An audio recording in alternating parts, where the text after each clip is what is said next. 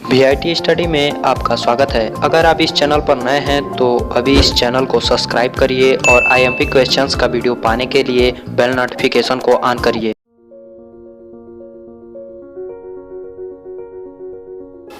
तो दोस्तों आज की इस वीडियो में बताएंगे कि क्लासिफिकेशन ऑफ क्रिस्टलाइन मतलब क्रिस्टलों का वर्गीकरण। ये केमिस्ट्री का भाग 2 है दोस्तों।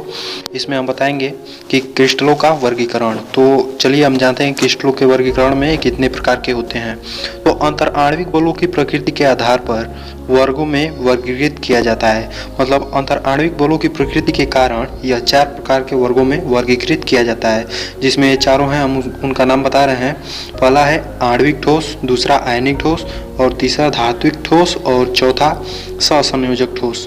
इसका इंग्लिश में हम नाम बोल दे रहे हैं। आणविक ठोस का मॉलिक्यूलर सॉलिड और आयनिक ठोस का आयनिक सॉलिड और धात्विक ठोस का मेटालिक सॉलिड और सहसंयोजक ठोस का कोवालेंट सॉलिड।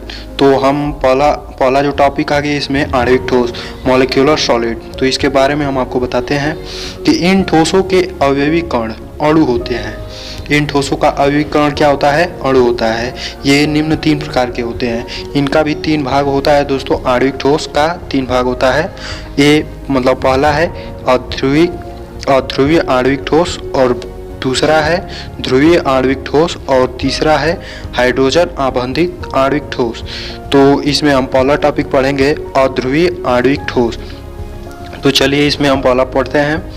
ये ठोस परमाणुओं, इसका एग्जाम्पल दे रहे हैं। परमाणु मतलब परमाणुओं का उदाहरण निम्न ताप पर आर्गन और हीलियम, मतलब इसका उदाहरण है निम्न ताप पर आर्गन और हीलियम।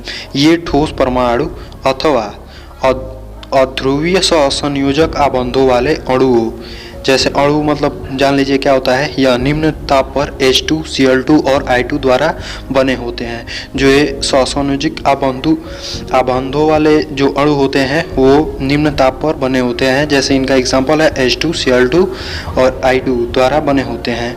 और दूसरा इसमें देख लीजिए, इनमें परमाणुओं अथवा अणुओं के मध्य दुर्बल परिक्षेपण बल वीक डिप्रेशन फोर्स लगता है। तो इसको दुर्बल परिक्षेपण को बोल सकते हैं वीक डिप्रेशन फोर्स अथवा लंदन बल। तो लंदन फोर्स हो जाएगा। तो इन अणुओं द्वारा इन परमाणुओं अथवा अणुओं के मध्य दुर्बल परिक्षेपण बल अथवा लंदन बल होते हैं। ये विद्युत के कुचालक होते हैं। ये विद्युत के क्या होते हैं? कुचालक होते हैं। ऐसा आयनों की उपस्थिति के कारण होता है। ऐसा क्यों होता है? यह आयनों की उपस्थिति के कारण होता है कि ये कुचालक होते हैं। ये अत्यधिक नरम होते हैं। इनका गलनांक और क्वथनांक अधिक होता है। मतलब ये गलते और जमते बहुत अधिक हैं। और इसके बाद से इसका दूसरा टॉपिक था आणविक ठोस में दूसरा टॉपिक था ध्रुवीय आणविक ठोस मतलब पोलम मॉलिक्यूलर सॉलिड। तो इसके बारे में हम बता रहे हैं। इन क्रिस्टलीय ठोसों में अवयवी कण ऐसे अणु होते हैं जिनमें हाइड्रोजन परमाणु में होते हैं तथा अत्यधिक विद्युत ऋणात्मक परमाणु जैसे फ्लोरीन, ऑक्सीजन अथवा नाइट्रोजन से जुड़ा होता है। ये जैसे FO अथवा N से जुड़ा होता है। इसका एग्जाम्पल आपको बता दे रहे हैं। NH3, H2O आदि में जुड़े होते हैं। इसके बारे में हम बता रहे हैं कि इन क्रिस्टलीय ठोसों के अवयवी कण ध्रुवीय अणु जैसे हाइड्रोजन क्लोराइड, सल्फेट होता है, SO2 आदि होते हैं, सोडियम ऑक्साइड। ऐसे ही ये ठोस नरम होते हैं। ये विद्युत के कुचालक होते हैं जैसा कि हमने बताया है।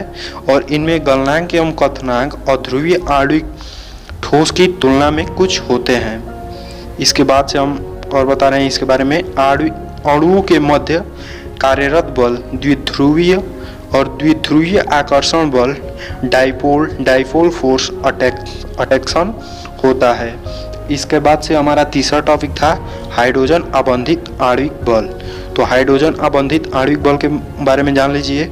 ये ठोस विद्युत के कुचालक होते हैं। इनके गलनांक एवं क्वथनांक और ध्रुवीय तथा ध्रुवीय ठोसों की तुलना में कुछ होता है। इसके बाद से तीसरा है अक्रिस्टलीय ठोसों में अवयवी कण ऐसे अणु होते हैं इनमें हाइड्रोजन परमाणु के आकार में छोटा तथा अत्यधिक विद्युत ऋणात्मक परमाणु जैसे FO अथवा N से जुड़ा होता है, जैसे फ्लोरीन ऑक्सीजन अथवा N से मतलब नाइट्रोजन से जुड़ा होता है।